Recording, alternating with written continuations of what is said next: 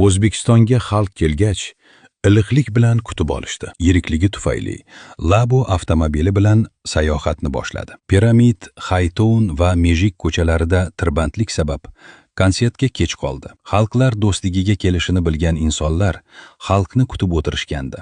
Konsert boshlandi.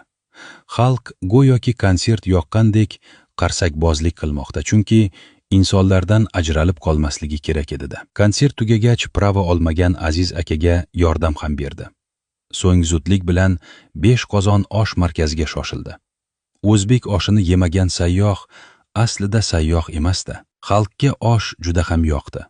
5 qozondan chiqib Sete Mollga kirdi va hayrat bilan yon atrofga qaray boshladi. Bir kun xalq uchun juda tez o'tdi. Labosiga minib, mehmonxonaga qarab yo'l oldi. Mehmonxonaga birinchi marta kirgan xalq hayajon bilan insonlar bilan gaplashardi.